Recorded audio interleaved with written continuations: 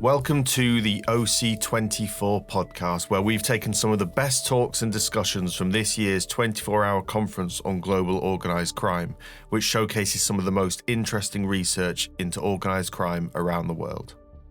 This episode is called Organised Crime and Drugs in the Netherlands. Okay, good morning, everyone. At this panel on organised crime in the Netherlands and its containment. My name is Hans Nelen. I'm a professor of criminology at Maastricht University.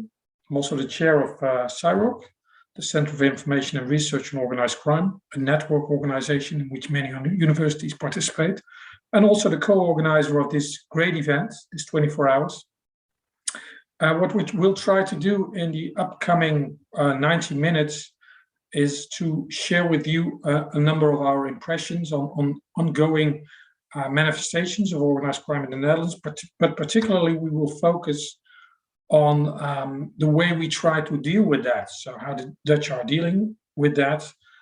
So we will also give you some preliminary findings of ongoing research in which the four of us are involved in looking at, okay, what is being done in the Netherlands to contain organized crime and what we see in terms of new initiatives, innovative approaches, etc.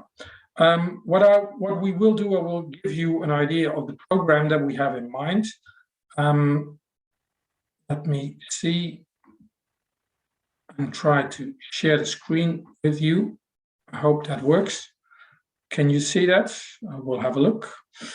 Yes, so what we would like to do is to show to you a couple of things. First of all, I will have 10 minutes in setting the scene, what I called it, show you both in terms of the phenomenon and approach, the most recent developments. Then Roland Moelan, my colleague from Maastricht University, he will give you an overview also from a more historical perspective. Is this new, what we are trying to do? Or is it old wine in new bottles? That's a question mark. So that's his presentation. Afterwards, we will focus a little bit more on the research that I was just referring to. And we will take out two aspects which are relevant in the Dutch approach. We will have a specific look at the port of Rotterdam. And of course, such a huge port also provides all kinds of opportunities for criminals to abuse that. How are they dealing with that in the port of Rotterdam? So trying to contain it there. And last but not least, Karen van Wingerde, also a professor of criminology at Erasmus University. She will focus more on public-private partnerships and will illustrate that with a couple of examples as well. What we intend to do is use only 15 minutes, so we have some time left for discussion. If you have a question, you can do it at the end. Raise your hand virtually or use the chat. So if you have a question, I will have a look as the moderator also at the chat. So if there are interesting questions, probably we cannot deal with them all, but I will try to select some very interesting ones and discuss it with the other panelists. What I would like to do now is just give you a brief idea of what's going on in the Netherlands. And if you see this slide, and especially the picture here, it's a picture of a German magazine. Our neighbors are quite concerned what's going on in the Netherlands, and not only the Germans, many people are questioning themselves what the hell is going on in the Netherlands. For those of you who do not speak German, it says Käse, Koks und Killer. While killer is clear, the Käse is the cheese, and the Koks is related to cocaine, but also to the producing of synthetic drugs in the Netherlands.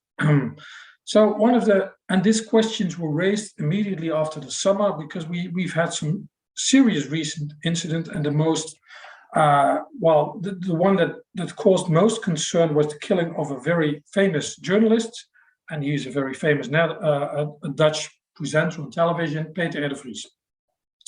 And I will not go into detail in the background of his liquidation, but that triggered an enormous debate, and it showed, because allegedly he was killed by organized crime criminals. So it triggered a huge debate. Well, what is going on here? Have the Dutch become a narco state? And again, we do not have the time to discuss that all in detail here, but first of all, of course, if you want to question it, it sounds good, it's a good soundbite, but at the same time, we have to keep in mind, okay, let's try to look at it as nuanced as possible. And then, of course, it all starts with what do you define as a narco state? Because the first connotation that comes up, of course, is related to states like Mexico, Colombia, you name it. So if we try to look at it a little bit more in detail, we'll see that, of course, when you look at the process and the place that the Netherlands play in the drugs industry at large, globally, I think there is reason for serious concern, because indeed, when you think about the production of cannabis, the production of synthetic drugs, but also in terms of trafficking of cocaine, we do play a pivotal role in the world. No doubt about it. Nothing to be proud of, but indeed, and there are a couple of reasons for that. And again, I will not go into detail, but if you think back, what the Netherlands, why we are such a welfare state, is partly based on our culture. We have always been merchants, always been involved in all kinds of trade, including illegitimate trade. So from an historical perspective, you can already come up with a couple of explanations. Of course, we have the logistics, we have this harbor, we have this port in Rotterdam, we have Schiphol Airport, all gateways to Europe, and that is abused by criminals, of course. You can look at demographics, groups of people moved to the Netherlands, migration populations. You can look at our drug policy, much criticized also by Der Spiegel here, too lenient, too soft for a couple of years. Again, can be discussed, but as a mixture, as a result, you could argue, hey, we have to some extent, maybe, especially when it's related to cannabis and the synthetic drugs market, the Dutch have maybe put a blind eye for a while. I've not looked at what was going on in those markets, and now we pay the price to some respect. At the same time, if you look at, for instance, what a narco state also entails, at least in some definitions, is that legitimate markets have become completely monopolized by organized crime, that they invest money in, let's say, construction, transport, you name it, and that the whole market is being controlled by organized crime. There is no scientific research in the Netherlands available that actually finds conclusive evidence for such a monopolization. Of course, criminals want to invest their money in all kinds of trade. The problem is that we do not know that much about that. I would say that's the most important blind spot, the money, where it's going to. But somehow we do not see, at least not in the Netherlands, that actually some specific markets are being controlled by crime. When we look at endemic corruption at different levels, strategic levels, when you look at our administrations, when you look at our courts, when you look at our public prosecution services, when you look at the police, indeed, we do have incidents of corruption, but not as endemic as we know in some other states, that the system as such is fully corrupted. There is no reason to believe that's going on in the Netherlands. But I'm not saying this to say, well, it's not such a problem, because indeed it is a problem, especially also in relation to violence. Because again, in relation to violence, we've seen this development that in the past it was mainly used to resolve conflicts with rivals, but nowadays it's also used to start intimidating, attacking law enforcement officials, but also journalists like Peter Vries. So indeed there is reason for concern, absolutely. But again, let's be a little bit careful by calling this a narco state. What we are doing now, and this is nothing new, you see here on this slide that we started this approach already a couple of years earlier. So the Dutch are aware, okay, we have to do something. And not only by using law enforcement tools, the classic ones, the police, the public prosecution department. No, we try to come up with a more integrated approach. Meaning that we also start using administrative tools. We are using also the tools from the fiscal authorities, the public-private partnerships that Karen van Wingeren will address more in detail later on. So it's an approach using all kinds of instruments with all kinds of different players. In the Netherlands, we call this approach nowadays, it's a modern word, it's hard to translate. We are referring to ondermijning in Dutch. And some people call it subversive crime. I don't like the word as such, but the general idea is, of course, that criminals try to infiltrate in legitimate markets, and it's somehow undermining our rule of law as well and our democracy. So that's where the word is coming from. So we started this project in 2018. We strengthened it, I would say. We didn't start it in 2018, already earlier like that. But then there was this, by the national government, they stimulated this approach with some extra project funding and a focus on drug-related crime. And the general idea was, okay, let's not decide from the central government what they have to do with this money. They can come up with their own ideas. It's a bottom-up approach. So they called for, come up with proposals, and we will have a look at it. And so 126 projects emerged and are being financed right now. But the minister said, okay, that is interesting that so many ideas exist in trying to contain crime, but we need scholars, academic scholars, to monitor that and evaluate that, a process evaluation. And this is exactly what we are doing right now. So Maastricht University, together with Erasmus University Rotterdam, is following up on those projects and trying to learn from it. And we have two main questions here. What the experiences are, we are looking for good and bad experiences, bad practices, and also how people perceive whether it actually helps. So we look at those different, not all 126, of course, we made a selection, and we are following up, monitoring 13 projects more in detail. And we are trying to come up with learning experiences. What can help us? What is innovation? So we are looking at those kind of aspects in this project. And I think this is the time to give my colleagues the floor to discuss this a little bit more in detail. First of all, Roland, may I invite you to say a little bit more about how this approach that was stimulated in 2018, if you look back, also from a more historical perspective, what do we see? What's new? What's maybe old? So please, Roland Moeland, again, I already introduced him. He's from Maastricht University, Associate Professor of Criminology. Please, Roland, you have the floor. Thank you, Hans. First of all, good morning to everybody, and thank you for joining. As Hans already said, my name is Roland Moeland. And since 2019, my colleagues and I from Maastricht University and Erasmus University in Rotterdam, the Netherlands, have been involved in an extensive study that monitors the developments in these projects that Hans just talked about.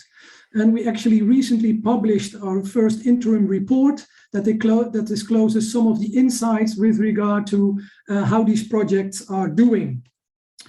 Our research shows that the projects contribute to a greater awareness regarding the problem of drug-related organized crime among key stakeholders. And the projects have also led to an intensified effort to address this problem. As one interview said, and I quote, "There has never been more energy devoted to this issue than now." In addition, the projects have also triggered an innovation impulse that increases the integrated nature of the approaches taken, while at the same time stimulating the development and use of new investigatory methods and techniques. In that regard, I think the movement against organized crime in the Netherlands has not only strengthened, but it has also become more progressive. Unfortunately, despite these positive developments, our findings also indicate that the movement faces a number of challenges that negatively affect the fight against organized drug-related crime. And during my brief presentation, and I will try to stick to 10 minutes because then we have a lot of time for discussion, but during this brief presentation, I want to reflect on 3 challenges that come to the fore and that are of a more persistent or structural nature and that we somehow cannot seem to get rid of in our fight against organized crime. The first challenge concerns how the field is organized, or better, how it has become over-organized. In order to understand the persistent nature of this challenge, we need to go back in time a bit. And in the 1990s, the Dutch authorities started to look into organized drug-related crime more intensively. And in its criminal investigations, the authorities developed an approach that was deemed controversial for various reasons. It actually led to a parliamentary inquiry that looked into the investigative methods used, in the Netherlands in the fight against organized crime and its control. In 1996, the final report of the Committee of Inquiry was made public, and in its report, the committee concluded that there was an investigatory crisis. In addition to problems concerning authority relations, defective legislation or lacking legislation, this crisis also included a malfunctioning of the, let's say, organized investigatory effort. In the report, they call this an organization crisis or an organizational crisis. And this was partly due to the large number of organizations that were involved in the approach taken at the time, while the coordination and cooperation among those organizations was largely lacking. Now, 25 years later, and time has not stood still, we see that the field has become increasingly busy. It is busier than ever. And the financial injection that Hans just talked about, and which has led to, let's say, a flood of new projects, has in fact resulted in the situation that an already overcrowded field is being overrun with new initiatives, platforms, and organizations. And this has led to an over-organization of the field, resulting in an overwhelming institutional complexity, while at the same time, there seems to be a lack of overarching coordination and direction.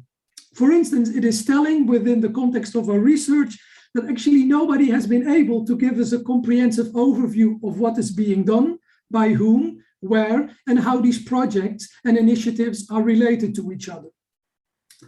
The danger here is that the actors involved don't have sufficient insight into what is being done elsewhere, which limits their ability to work together and also to learn from each other. And there is also a real danger that the so-called wheel is being reinvented at multiple places at the same time. In addition to the issue of over-organization, another reoccurring challenge is capacity, the capacity that these organizations have at their disposal. And of course, capacity is not unique to this context. I think it is a classic bottleneck in tackling crime. And it is therefore no surprise that in the fight against organized crime, guaranteeing the necessary capacity is also a challenge. And for instance, in our research, we see that, for instance, many of the activities linked to the project often have to be carried out in addition to already existing tasks. So it comes on top of the work that actors and organizations are already doing. More problematic is that we also see that even if the capacity within a certain project is guaranteed, challenges arise because of, let's say, the integrated execution of tasks, which often requires, let's say, that you are dependent on the services of other actors and institutions, and that capacity might not be guaranteed. What is, however, particularly telling, and what we see in our research, is that, let's say, the capacity problem not only encompasses an issue of number of people available. It is not simply a quantity issue, it is more a quality issue, actually, because the main challenge seems to be attracting and retaining staff with the required skills and know-how. The innovative approaches that are being developed often demand a high level of expertise. For instance, in intelligence-led policing, the information position is crucial because it increases the understanding and visibility of the problems that need to be tackled. This requires often that huge quantities of data are being gathered and mined, that these are brought together and analyzed to generate near dynamic real-time images of these criminal phenomena using complex models and techniques. In that sense, I think on the technical side, huge strides are being made here. But this also requires that we need to rely on ICT experts who can design data systems, on programmers who develop algorithms for analysis, and analysts who know how to interpret the data and who know how to translate this in, let's say, intelligence products that can be used in the field. And we see that recruiting such expertise is a real challenge. Moreover, often because of the temporary nature of the project work, it is difficult to retain people once they have been hired. We also see that the turnover of staff is sometimes alarmingly high. We had projects where in 3 years, for instance, the project leaders changed 3 times. And we also saw projects that had difficulties in starting up because the required expertise could simply not be recruited. We see that in order to meet this challenge, organizations start to make use of, for instance, expensive external consultants. And we also see that organizations start to combat or compete with each other in recruiting the required personnel. And there, I think, is also a danger that organizations start to cannibalize on each other. A third challenge relates to how to work in an integrated fashion and how to secure what is learned by working in such a way. In the Netherlands, the realization has grown that it is necessary to zoom in on the hubs and nodes of the logistical process of criminal offenses, such as cocaine trafficking, the production of and trade in synthetic drugs, or the organized cultivation of cannabis. And the idea is that these practices can be disrupted by erecting barriers against the criminal opportunity structures. The traditional way, in that sense, that focuses on investigating key persons within criminal organizations has been supplemented with new strategies and interventions that aimed at reducing the possibilities of engaging in such criminal activities. And this has led to what we have called a programmatic or integrated approach to serious organized crime. In this approach, crime is tackled with the help of various partners, public and private, at the local, regional, national, and even international level. And in this, all parties jointly develop a working method. Despite several efforts throughout the recent years to streamline the activities of the various law enforcement players, the concept of programmatic integrated law enforcement does not seem to have matured fully in practice yet. This approach, namely, requires a broader connection and embedding. And one challenge that we see here concerns the development of more structural relations between institutions, and also that the integrated approach becomes, let's say, entrenched, becomes part and parcel of the institutional workflow. What we see, however, in current practice, that projects often rely on unique individuals with key knowledge and a lot of enthusiasm and a particular drive. And this also makes projects or certain developments quite vulnerable because you can really relate them to, let's say, a few people in the field. Secondly, embedding and connecting is also related to the experiences and knowledge gained and how such knowledge is secured and shared in organizations and across organizations who are involved. We see that much is learned, but the recording and sharing of what is learned, of the acquired knowledge, still remains a challenge. And much individual knowledge is gained, but it is rarely collectivized and really worked up to, let's say, the level of institutional knowledge. As one interview noted, and I quote, "The challenge is how to prevent the expertise that has been built up from evaporating at the end of a project or a collaboration." So let me wrap up and briefly conclude, and then I think I stick to my 10 minutes. We can see that the financial budget that also Hans referred to, made available by the Dutch government, has enabled a bottom-up development of numerous innovative projects that address drug-related organized crime. Not only has this strengthened the fight against organized crime and it has made this fight more progressive, but this approach has also created a greater sense of urgency, a higher level of involvement, and maybe even because of the bottom-up approach, also a higher level of ownership. However, in terms of governance, it remains a serious challenge to mold all of this in a coherent shape. Furthermore, in the fight against organized crime, this might have become more progressive, but recruiting and retaining qualified personnel remains a bottleneck to innovation and implementation.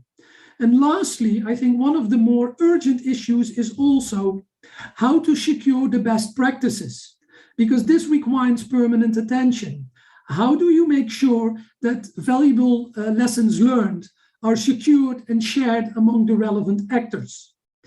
So together, these issues, I think, still pose a threat to fully realizing the potential that the current developments have in fighting organized crime in the Netherlands. We have also communicated these insights back to the relevant stakeholders, and throughout the remainder of our research project, we actually look how these challenges will be tackled. So that is actually quite interesting, and also something maybe to come back to later on, maybe in next year's conference. But this is it for now. Thank you for your attention. Thank you very much, Roland. If there is a question right now, a clarification question for Roland's presentation, again, we will come back more at the general discussion at the end of this session. So we have about 15 to 20 minutes for sharing things. I already saw some interesting questions coming in, by the way. So there are a couple of questions which we might address over there. And some of those questions have already been answered, I saw. But is there a question right now for someone? If you raise your hand, and maybe one of the people of the Secretariat can unmute you, and that you can raise a question if necessary. But I don't see anything right now. If not, then I would suggest to continue with Lieselot Bisschop's presentation, Professor of Criminology at Erasmus University, Rotterdam. She will take you to Rotterdam, to the port of Rotterdam. Lieselot and a team of researchers conducted research in the past on what's going on in the port of Rotterdam. There was a very interesting report published in 2019. She's updating the information, but not only looking at the phenomenon, but particularly at, okay, what are the possibilities to contain that the port of Rotterdam is being abused for criminal purposes. Lieselot, the floor is yours. Thank you, Hans. Good morning or evening or night to all of you. Thanks. I will indeed take you through to Rotterdam, and Hans already said this.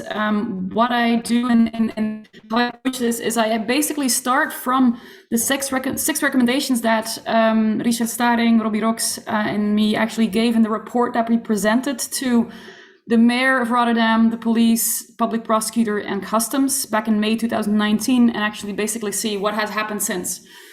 So the fieldwork then was quite extensive, but in the meanwhile, based on the project also with Maastricht, we are still involved in Rotterdam, and actually they were also still involved in smaller scale projects, and sometimes through just presenting something still based on our research, we also hear about what's going on. So the question they asked us at the time was, how do drug traffickers abuse or use the port infrastructure, and how can the approach to counter this be improved? And our 6 recommendations are also basically 3 about the first part and 3 about the second part.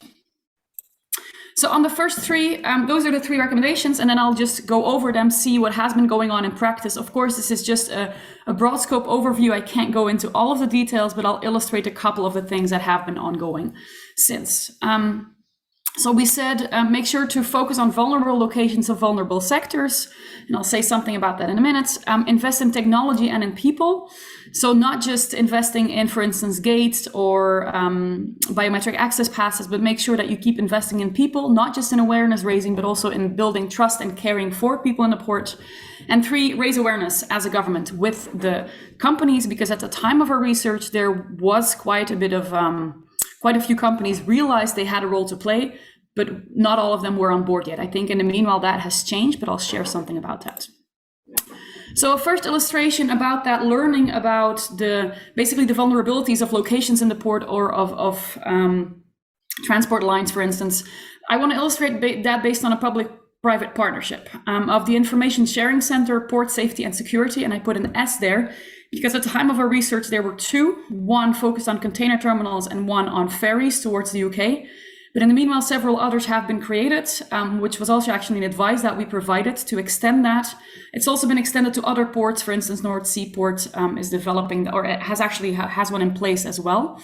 And what this is actually, it was initiated by security officers on container terminals because they were realizing they were running into similar issues, and it would have been good for them to share that amongst each other, so with other container terminals, but they also wanted to somehow have a platform to share what's going on with customs and seaport police in, of course, an environment that has made sure that there's no issues with competition authority, for instance. But the private sector in this had a leading role, and it's a two-way street in terms of information sharing, of course, from the side of customs and seaport police within the framework of what is possible, but it did allow for them to know a bit more about what's going on. So that's one illustration, and they're also interested, and they've also involved us in that, in learning about what's going on with modus operandi, what they learn about vulnerable locations. They've come up with things like a 10-point plan that every company in the port maybe should think about in view of seeing where their vulnerabilities might lie. So that's the first element. A second element, that was the third recommendation, awareness raising. Actually, these are just some images of what has been going on actually in the last year. These campaigns have been promoted. It's, as for those who don't speak Dutch, so the Rotterdam port as a secure port, or as a port with integrity, because that's also part of the program. It's called Port of Integrity. They focus on port employees, raising awareness with them as how they might have vulnerabilities to be approached by organized crime. Because of course, the vulnerability for them is just in the access, is in the knowledge they have, the knowledge about the systems, the access they have to the port. But the awareness raising is also about companies. There's, for instance, a video that explains to companies how PIN codes can be abused by organized crime. And it really takes you through that and takes you through the steps that you need to take. So there's some awareness raising going on. Attached to that, or similar to that, is also the M campaign, where they focus on anonymous reporting. The M campaign has been around and is around for more than just crime in the port, but this has been specifically targeted for port employees as well. But not all is good, of course. The state of affairs, what can we see? We see that there is ongoing learning about logistics process and the vulnerabilities to that. And that several of the actors that we speak to are also aware that things might change exactly because they put measures in place. And one example, for instance, is the more recent one. Those of you who have been following the news might have seen this picture before. It's actually a video as well, of the hotel containers, where basically people are put in a container that is driven onto the terminal. They get out at night, and then they get the drugs out and then leave the port somehow, or sometimes let themselves get arrested. So there's ongoing learning about those MOs. There is, though, something that we have warned some people we talked to about, is also displacement effects to other ports. Sometimes, of course, it's just a line, like a fruit line that's moved to another port, and also maybe the cocaine line might move there.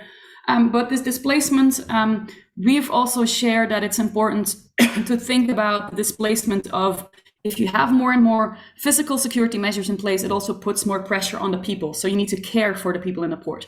And I think there's realization with that as well, but it's not easy to deal with that. How do you do that in a good way?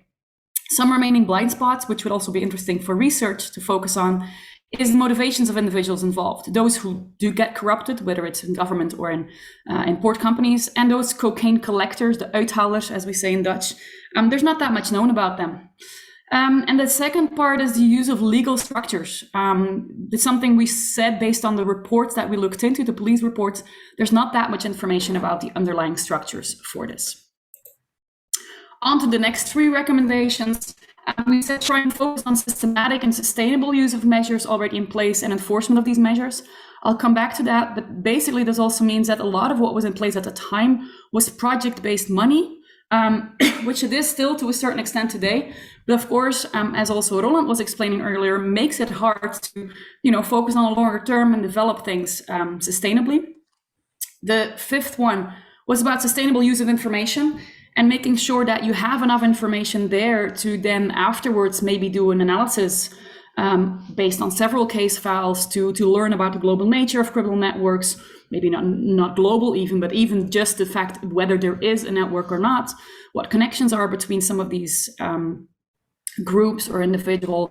And also what I said earlier, do we know anything about the legal structures they might have been using or abusing? There was not that much information in our case files to look at that.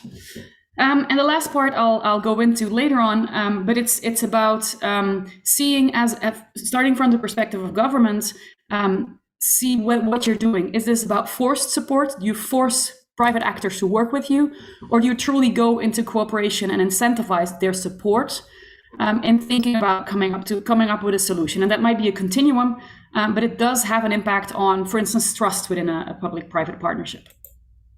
State of affairs. Well, probably no surprise, but there's ever increasing seizures of cocaine. Just for 2021, and actually up until October, it was over 61 tons.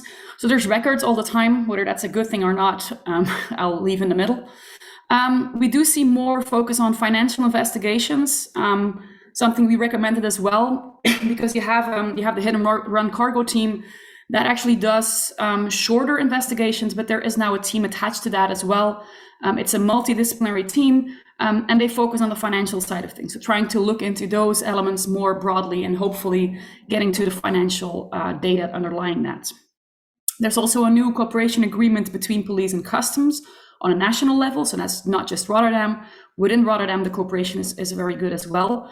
There's ongoing experiments with working together between those agencies, also with, for instance, the Harbour Master's Office. There's a new so-called administrative order for incremental penalty payments. Google Translate helped me with that. In Dutch, it's last onder dwangsom, but it's basically the mayor that can say, if you're caught again on a terminal, there will be a €2,500, administrative order, a penalty payment, and it's up to 10,000 that's actually been applied several times in the meanwhile to drug collectors that have been caught in Rotterdam. And then the last one is very recently, there was a change in the criminal code about unlawful presence on a terminal in the port. There used to be just a fine that was basically, they often had it in their pockets, is what police officers would say, and just pay it right away. But now there's actually quite a big fine or risk of imprisonment there. What else is going on? They're exploring private law options. Can we, for instance, use something like pay the damage? If a terminal activity has been stopped that costs the terminal a lot of money, can you somehow ask somebody to pay for that? Whether whoever you caught actually has the money to do that is another question, of course. Regarding the earlier thing I said about project-based money, there is some commitment now since May 2021 from the ministry to invest in Rotterdam, 5 million for Rotterdam, and some other main ports too, but mainly for Rotterdam in this case. And this will now basically allow for the implementation agenda to be executed. It will require some prioritization because it's not, the total of the money that was asked for. And that's also something where there is a bit of, let's say we presented it in May 2019, the implementation agenda has been there for a while, so it takes a while to get this process going. We also see some emerging prevention initiatives in neighborhoods, but that's still a bit limited and maybe also less on my radar at the moment. Something we'll start looking into. The private sector is on board. In the meanwhile, they're actually basically worried for their staff about financial investment. And sorry about that. They're also starting to maybe get a bit annoyed with slow government. And the last part, there's actually experiments ongoing that we're also involved in. This relates to one of the questions asked earlier about public-private partnerships. In the Port of Rotterdam, can we somehow learn from working with each other more intensively? And then having, of course, some scientists on board that can take a look at that, evaluate that. I think is a good evolution and something we will be able to share about something about later, but not at the moment. And I think my voice is giving out now, so I'll gladly pass on to Karin. Thank you very much, Lieselot. This was a good moment indeed to give the floor to Karin, but just before, I saw a question coming in, especially related to this presentation. If you agree, I will keep that question until the end for the general discussion, also to give Lieselot the opportunity to get a voice back. I've recovered, but I've recovered, but it's a long question, so I'll read it first indeed. Yeah, but it's a very interesting question. It's related to displacement. I saw Anna's question coming in, which is indeed a very relevant question. We'll come back to that at a later stage. But you were building the bridge, or already a little bit, Lieselot, to the presentation of Karen, because you ended with public-private partnerships. And indeed, this is one of the essential features, I would say, of this integrated approach. At least that's the ambition, to include the private sector more in our strategies to contain organized crime. And Karen van Wingen, the professor of criminology at Rotterdam University, will tell you more about that. Please, Karen. Thank you, Hans, and hi everyone. So indeed, as Hans has mentioned already, one of the aims of this entire movement was to financially stimulate a broad societal movement against serious and organized crime, and that obviously also involves including private actors. Lieselot has mentioned that already, and setting up numerous public-private partnerships to tackle this issue. And I don't think I say anything new by saying that although these are very promising and necessary to tackle the issues at hand, setting up these partnerships is also extremely challenging. And what I will do is to focus on some of the challenges that we've encountered in our evaluation and illustrate that by means of one specific project that we've looked into in the past few years. So let's first focus on these challenges from the literature. Okay. So in the literature on collaborative governance, we can distinguish roughly 3 challenges that these partnerships face, and I think these are not only limited to public-private partnerships, but also we see these in public-public partnerships. But I focus on the first today. First, what has been labeled or defined as substantive foci or definitional challenges. So that focuses on questions such as, how do you define the problem at hand? Do different parties involved define it in the same manner? And also, what's the scope of your project? What we have seen in some of the projects that we've evaluated, and I think, Hans, I'm not sure if you've mentioned that in the beginning, but we've so the entire movement, so to speak, involved 126 projects. And we look at the entire movement in the Netherlands, but we do that through the observation in detail of 13 specific projects. And what we've seen, if you look at these 13 projects, you see that sometimes they in these projects, different actors have different definitions of the problem at hand.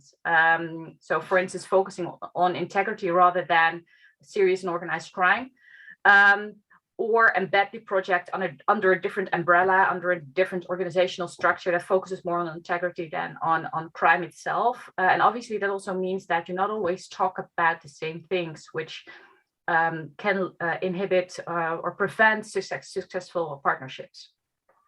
So a second challenge that you see in the literature is what has been defined as collaborative process challenges. So those are challenges in the process of collaborating. One obvious challenge is obviously that public and private actors can have different interests. Lieselot has mentioned that already a little bit, but you see on the one hand economic commercial interests from private actors, especially commercial businesses, versus public safety as an interest of public actors. Especially in COVID times, we've seen that can be challenging. In some of the projects we've observed, private actors were also supposed to co-finance parts of the project, but because of the economic challenges they faced, they couldn't participate in that, which had consequences for the collaboration within the project, or at least that had to be overcome. Building and maintaining trust is always a challenge in many of these partnerships. It requires a lot of time and effort, and that is already difficult under normal circumstances. But we have observed that this was and still is extremely challenging in COVID times, because this had to happen online at the beginning of these projects. Soon after they started, COVID happened, so all this trust building had to happen online. Another reason for that is that in the field of serious and organized crime, especially on the public side of things, there's not a lot of continuity in personnel. So we see that people switch jobs rather easily. And the projects that we're talking about were financed through temporary money. So in some of these cases, project leaders or key personnel in the different projects switched jobs midterm. And as a consequence, that building and maintaining trust had to start over all again. And what also falls under this collaborative process challenge is governance and leadership. So we often, and also in our project, we distinguish between, on the one hand, participant governed networks, so where all the participants involved in the network have a leadership and governing role, versus lead organization governed networks, where one single or two organizations are in the lead.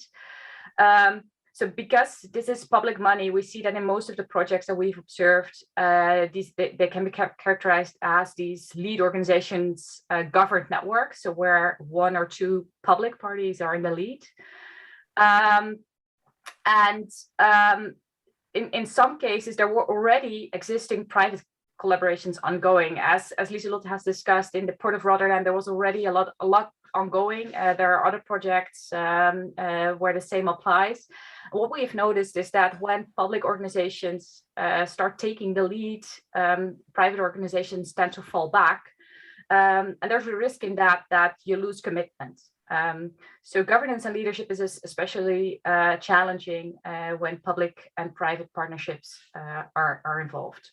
And then finally, accountability challenges, which includes how do you define success and how do you communicate about the results? And also there are different wishes and different interests that play a role here. And that can also impact both positively as well as negatively on the motivation of the people involved. So let me illustrate these challenges with one specific project that we've observed, and that is the Serious Crime Task Force. And this is a project set up as a pilot in 2019 with this money. It has now been structurally embedded as of this year in the so-called Fintel Alliance, which is a public-private partnership between the Financial Intelligence Unit and 5 major banks in the Netherlands. There are other public actors involved as well, because formally it is embedded with the police and the Financial Intelligence Unit. So those are involved as well. Also the Fiscal Intelligence and Investigation Service is involved, as well as the Prosecution Service. But formally the partnership involves the Financial Intelligence Unit and the 5 major banks. And this is similar to task forces in other countries. For instance, in Australia, we have AUSTRAC, which is also a partnership between public actors and banks, and in the UK, GIMLIT. So these are similar task forces, and they focus on fighting corruption, money laundering, and extreme violence. The interesting thing about the Serious Crime Task Force is that it was initiated in the course of personal contacts between executives at one of the major banks, as well as and the police. And they thought that it was a good idea to set this up and try to, well, gain support for that. And then later on, it was submitted as a project in this call for projects and also financed through that. But it started really from the initiative of one of the banks that through personal contacts try to involve also public actors. So the idea here is that this is a bit different than in other countries, that the collaboration consists of 3 phases. It starts with the input phase, where specific subjects are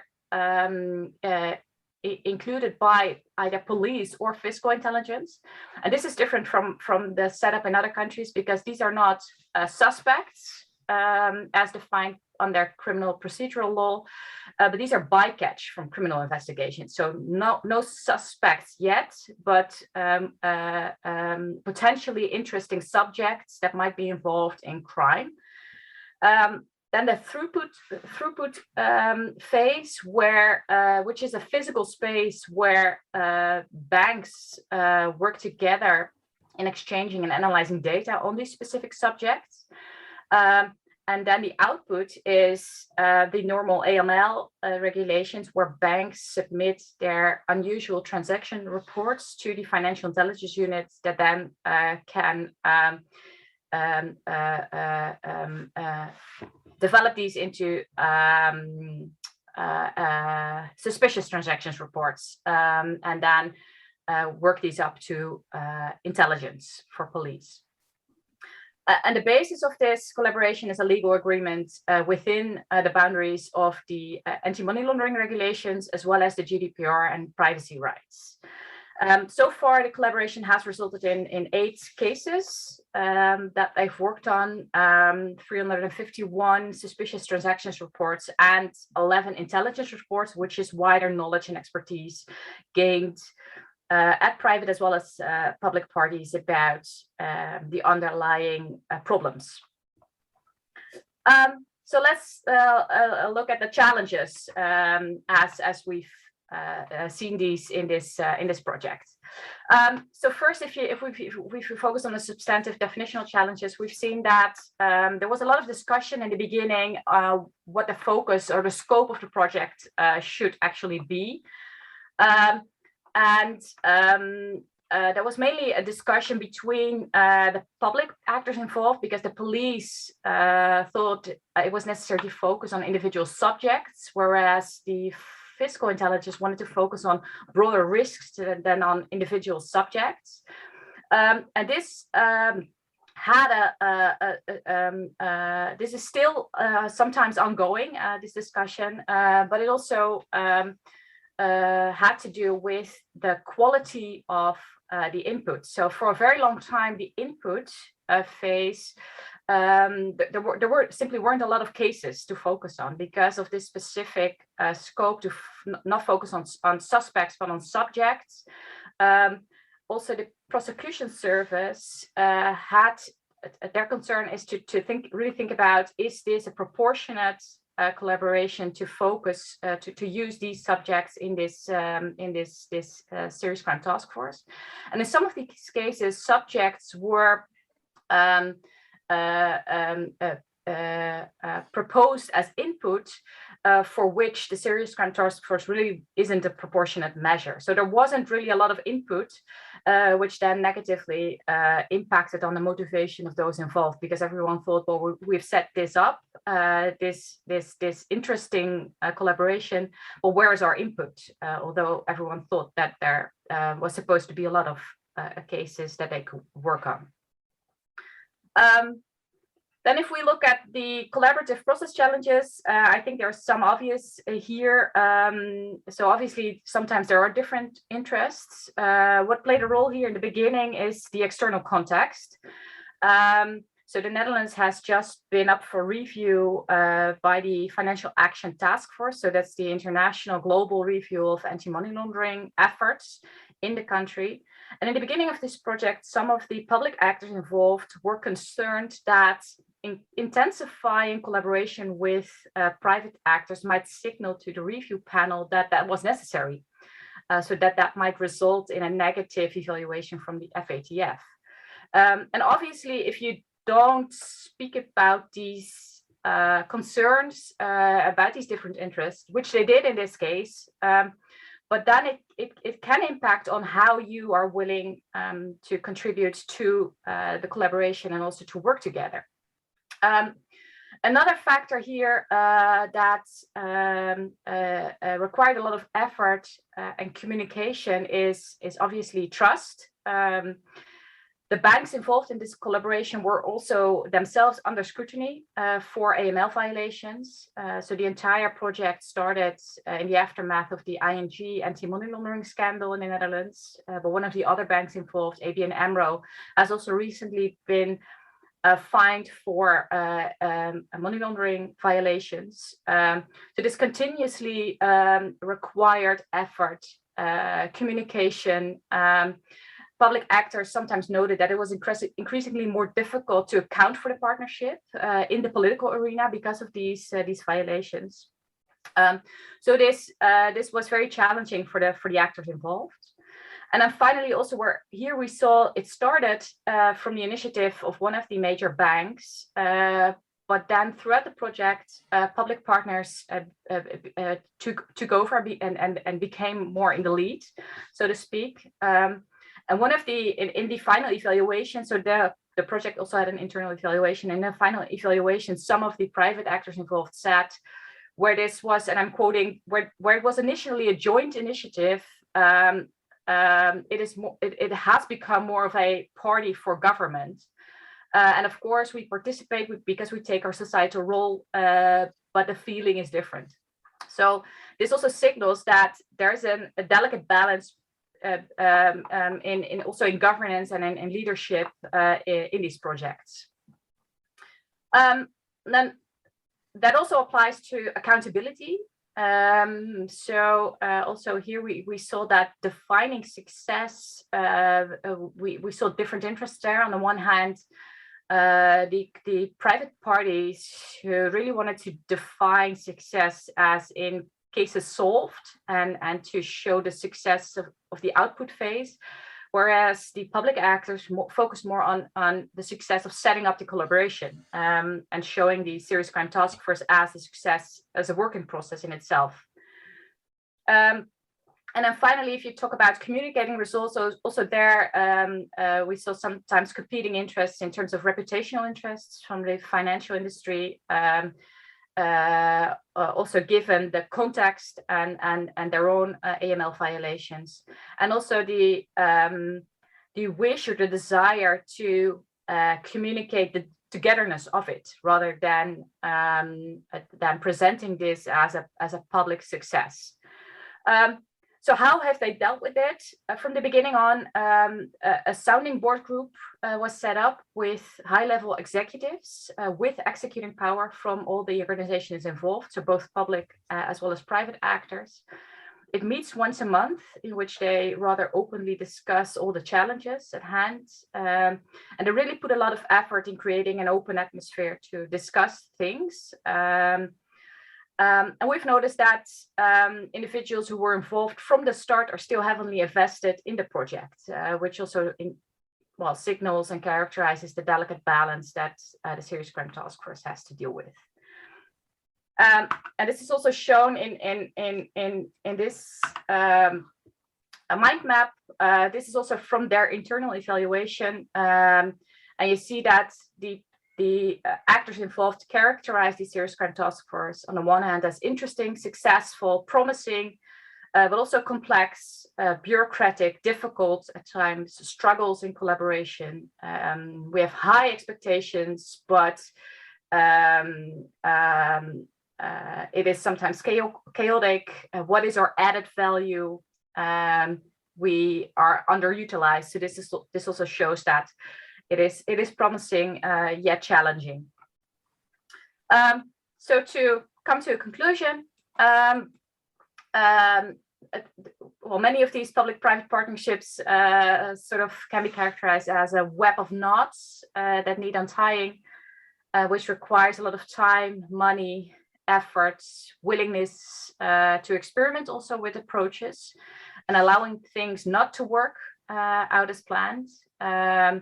And what we've also seen, and Ronald has said something about that already, that in the midst of current serious and organized crime threats, as well as temptations that new EncroChat hacks offer to us, we've observed a tendency to invest more in monodisciplinary initiatives rather than public-private partnerships. And well, I think our main conclusion is not to throw out the baby with the bathwater and still keep investing in these type of partnerships, even though they're incredibly challenging. That's it. Thanks. Thank you. Thank you very much, Karen. Nice slide to end with. This complex, it reflects how complex these public-private partnerships are, and the fight against organized crime in general. We have 15 minutes left. By mistake, I told you at the start of this session that we had 90 minutes, but of course we have 75. So it's only 15 minutes left, but that's okay. We still have some time left for discussions. There were a number of questions raised throughout the sessions. Some of them have already been answered, but if I may, I will take some of those back and let's try to address, because I think we can address most of them. But one of the first ones that was already answered, I think, was the questions by Tamara Vries, who raised a question in relation to, she referred to a presentation of our Minister of Justice, the Dutch Minister of Justice last week. He said that the Netherlands is not a narco state because there are no exotic people in my position yet. And she's questioning, what does such an argument say about how the government sees organized crime different from criminologists? That is an interesting question, again, because indeed it reflects a metaphor that people always, if they discuss organized crime, I would say that, that they use metaphors which always, and our minister did it himself, portraying organized crime as a kind of an external threat, coming in our immaculate society, taking over, and that even politicians are being substituted by those criminals who you can even recognize when you look at them. It's simplifying the whole debate, because of course, and this is, I would say that criminological research has learned us that those two worlds, and of course, as a metaphor, is always it's easy and simple to look at organized crime. That's something that is trying to infiltrate in our society. But we know from research that those two worlds, legitimate, illegitimate, the boundaries in between, they're blurring, of course. If it was that easy that we could recognize it at first sight. And this shows that our minister himself is using this kind of easy metaphors too easily, like the one on the narco state that everybody tends to repeat all over again. It's also our job, I would say, as criminologists, to create a more nuanced picture, what organized crime actually is and how it looks like. And I must say that in doing this kind of research, we shouldn't complain as Dutch criminologists. We do have access to all kinds of interesting material. We work together with governments, so they listen to us. But again, in the political debate, sometimes I would say our knowledge is not always taking into account, and people tend to simplify things a little bit. But on the whole, I think it is interesting to look into, for instance, how criminologists are being consulted. Also in relation, if we look at all the projects, the 126 projects, and again, we haven't studied them all, but we have an overview, and we see that in a number of those projects, there are criminologists involved, also advising. So I would say criminological research is being used, yes, absolutely. But in the end, we have to, and this is also our role, as not only to help, to assist, but also to look at, okay, let's look at it and try to create a nuanced picture, and to also to demystify sometimes the way people look at the Netherlands. And so let's try to come up with the facts and create a nuanced picture as possible. So this is also related to the second question, maybe very briefly, and then I give the floor to my colleagues, because it was related to Mexican organized crime. Now everybody is saying, okay, the Mexicans are coming in. Indeed, we have found situations where Mexican people were involved in especially crystal meth labs, which is indeed reason for concern. We should have a look at it. But let's not, it's not our research. So what Karen answered in her reaction was, we do not, it's not part of our research.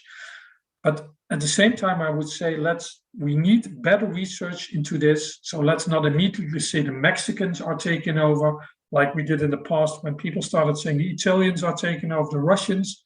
This idea of an external threat coming in, it's too simple. It doesn't work that way.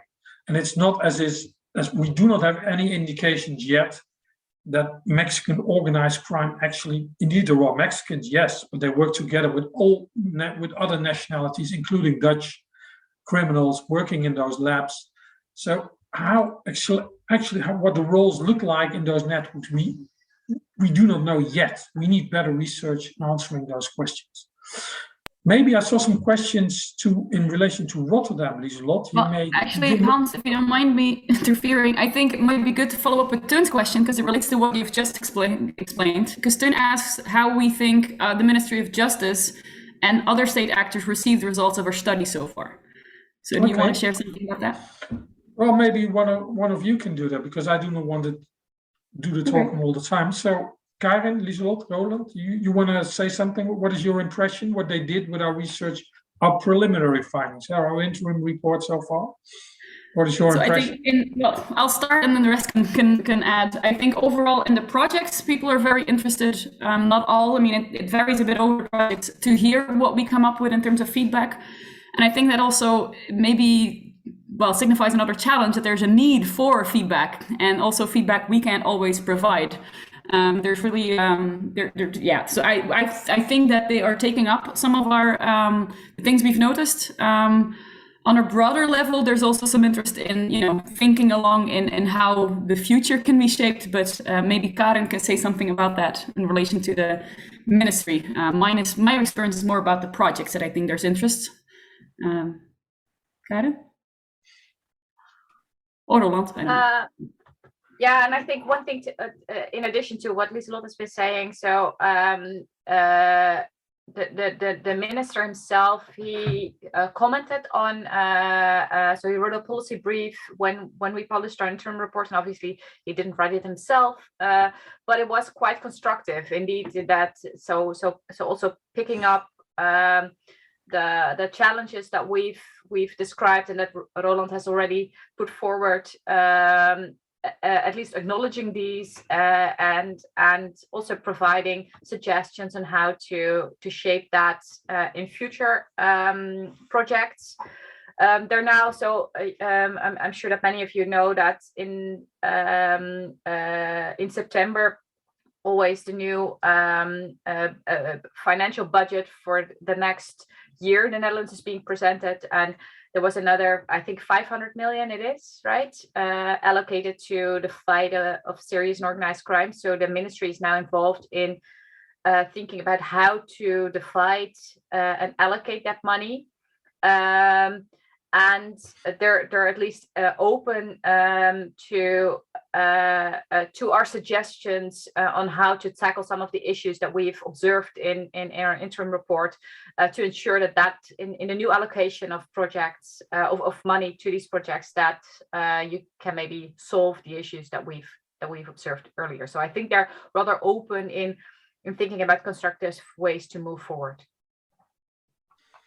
Roland, do you have anything to add to this comment? Yeah.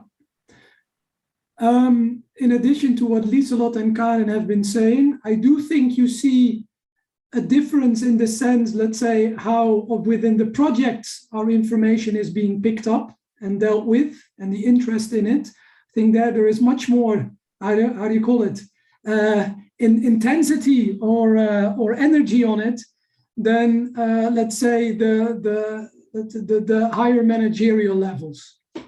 That I think is what we do see. Although, as Karin says, they are open to our feedback.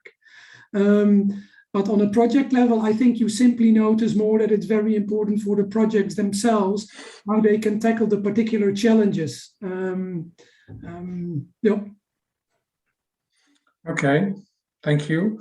Ironically, by the way, when our report appeared in the summer, it was a week before the killing of Peter de Vries. And one of our conclusions was, be aware, it seems to be a little bit, and our observations were related to the periods 2019, 2021. and we saw slowly a decline in the sense of urgency. That in many places, okay, we dealt with things. Now so people became a little bit satisfied, lay low. Wasn't that so? We warned actually the minister, and the sad thing, of course, is that you always need a crisis to prioritize things again. The moment that Peter R. de Vries was shot, of course, all the alarm bells started ringing again, and it was hot and it was prioritized again. So we see this process, of course, happening. So in that respect, our result, one of our first observations was already outdated after a week, because the sense of urgency is actually absolutely back. But one of the things that we still need to do, and maybe it's also related to building a bridge towards, we have a couple of minutes left for addressing some other questions in relation to Rotterdam, is the international aspect. And generally speaking, and Roland already addressed this also, is that what we saw was, and this is striking, at least if you want to fight this kind of crime, that most projects, those 126, were nationally oriented, and regionally oriented even. So the international dimension in many projects, and Rotterdam is one of the exceptions, of course, because it's by definition, it's an international situation in the Rotterdam port. But overall, what struck us was we tend to look, and I see that I think what there's maybe a problem in other countries as well, that when we start looking at this type of crime, that we start looking at we are very nationally oriented, and there are not that many international analysis. Okay, and we all know that it is transnational by nature. But maybe this is something also for you to address, because one of the questions that Anna Sergi rose, I saw, was linked up to, okay, Rotterdam is doing a lot of things. Antwerp, we know there is a connection, but maybe you can elaborate a little bit on that, Lieselot. Antwerp and Rotterdam, but it may well lead new developments. Brexit. What do we know about displacement in this respect? Do we know anything about that, or is it hard to answer? Yes, the last part, it's partially hard to answer because it requires also a bit more data. We are looking into it, so it might be something for ongoing research. I know within the Port of Rotterdam, for instance, Seaport Police and others do keep an eye out on things that might be changing, also lines of trade that are changing. And what you write, Anna, I think, relationship to Brexit, it does have an influence. I mean, it has an influence, of course, on capacity for customs as just as a start, but there's more to it. So, and there might be other smaller ships. I mean, that's something we've seen, for instance, some trade lines have shifted during the research we did in Rotterdam, actually from Rotterdam to Vlissingen. I mean, that has implications too. It still ended up in Rotterdam somehow, but it was via another line. So there are modus operandi that might change along with that, because if it's entered Ireland, we would consider it a safe trade within the European Union, right? So it would have less checks in place in that regard. So it's important to keep those things in mind. I mean, the so-called switch method would still be applicable there. But it's something to continue to look into, and that will, as you said, it will keep moving. It will keep getting displaced as well. And then the other part that you asked about, Anna, is basically also, I'll interpret it in this way as also it relates to me to a question that some of the people we recently have been talking to and have actually been raising is are we doing the right thing? Because the issue of, for instance, capacity, Roland was referring to earlier on, they said, well, we know the capacity is, we know what it is, and to a certain extent it has increased over the past years, but it's also taken away from other focus. And I don't know if everybody knows this, but the funding is also, it has to be attached to drug crime somehow. So that means many other types of organized crime are not the focus because they wouldn't have gotten the funding. And so some of the people we've been talking to recently have also raised that. Are we doing the right thing? Is this what we should be focusing on? Not saying it's not important, but it might mean we have other blind spots as well. And that relates, of course, to what you're writing about, Anna. Actually, some of the people I talked to over the past few weeks shared some worries about, for instance, corporate crime and environmental crime being less on the radar. Whether that's, there's a causal relationship or something that I won't address, but there are some worries about that. And I think that's also an important message for the next few years, to also make sure that you keep evaluating whether what you're doing is what you should be doing. And whether maybe the priorities should change too, because that might have implications there. So that's how I've interpreted your last question. But I'll back to you, Hans, for, Yeah, we have to, unfortunately, we have to finish because I see it's 10:45 and that is the end of the session. We have to, we promised that, so we will keep that promise. So we cannot address the last questions in relation to the multi-interdisciplinary team that is just being established in the Netherlands. It's also not part of our research, so it was hard to address that question anyway. But if you're interested in those kind of issues, please be welcome to send us an email for clarification, for discussion. We are very open to it, the four of us, to discuss issues with you. I thank you all for joining it, for joining this session, and in particular, of course, my colleagues, the co-panelists in this session. I hope you enjoyed it and that it gave you food for thought. And again, if you're interested, please contact us, and we are happy to deal our insights and findings with you. Thank you very much. Have a nice day. Enjoy the conference, and see you next time.